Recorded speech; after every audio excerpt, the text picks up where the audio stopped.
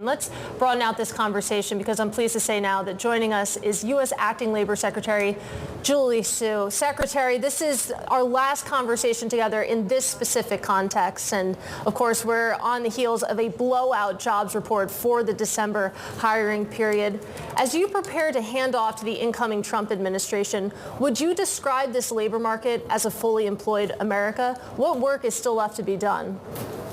I mean, there's, of course, still work to do, and we've said that from the beginning, which is why, from the beginning, we said the unprecedented crises facing this country required an unprecedented solution, an unprecedented response, including by the federal government, and that's what we have done. And today's numbers, following on the heels of consistent, steady, stable growth, 16.7 million jobs since this president came into office. He is the only president that has had positive job growth every single month of his presidency. And that is what we hand off because we knew that that's what the American people deserved. And we knew that if we focused on what was good for workers first, that we could have a recovery like no other. And that's certainly what this month's numbers reflect. Yeah, I believe we're looking at 48 months with consecutive payroll gains, and that, of course, is going in data going back to 1939. I do want to talk about the manufacturing sector, because if you're looking for some pain, you're going to find it there. In the manufacturing sector, shedding jobs again in December. What do you think is going on specifically in that industry? Can we draw a line between those job losses to all of the different labor disputes that we've been seeing? No, I would draw the line to really decades of economic policies, trade policies that have not favored workers and of commitment to jobs, which is also why President Biden came in and said, we're going to invest in manufacturing.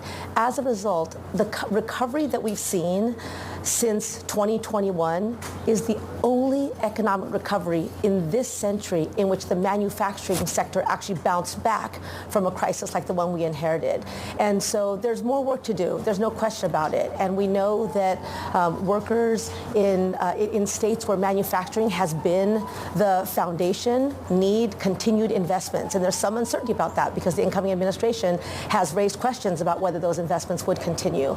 But what we've seen is that doing that, having the Inflation Reduction Act, right, having investments in bringing manufacturing back to the United States, into our heartland, is the right way to build the economy.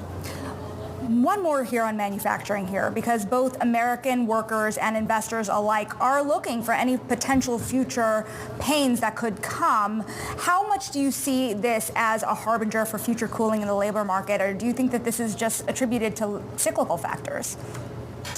Well, I mean, at this point, any sort of change in direction in terms of investing in American manufacturing, right, investing in the companies who've committed to make things here and making sure those investments result in not just numbers of jobs, but good jobs, any reversal of that feels like it would be terribly irresponsible. And so, you know, we've certainly seen, again, the growth that we've seen steadily over this administration does not happen by accident. And the reversal of decades-long trends that have not been good for working people also cannot happen overnight.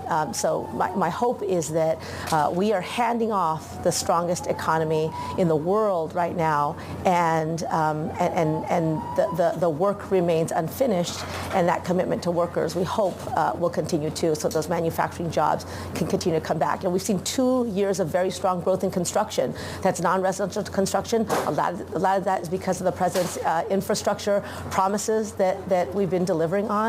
And you got to build the factories before you can employ people in them. So that's still work to come. Exactly. That work has to continue. Ma'am, I wonder, in terms of the transition, if you've spoken with the incoming labor nominee, Lori Chavez DeRaymer, have you had those conversations with her team as part of the transition? Yeah, my team has been very cooperative.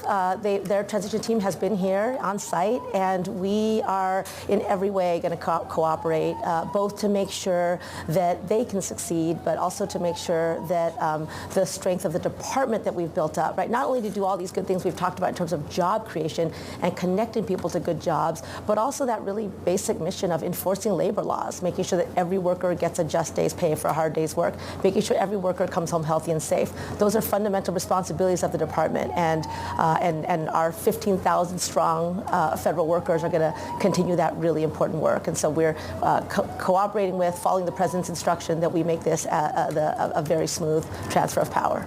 Well, let's talk, of course, about what the new Labor Department will have to deal with when it comes to extreme weather. You and I have spoken before about the impacts, of course, of the hurricanes Milton and Helene on the labor market, and we're witnessing devastating wildfires underway in California, in the Los Angeles area. How much of an impact would you expect that to have on the January print and the revisions going forward from there?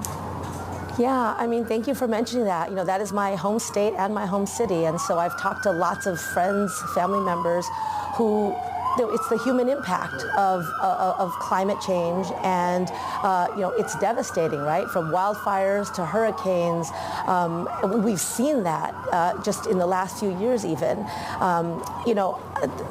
Part of our job here is to make sure that those workers who go in and do the work during those disasters are themselves paid and healthy and safe in doing that job. It's also to make sure that when communities have to recover, that they get the disaster benefits and relief that they need.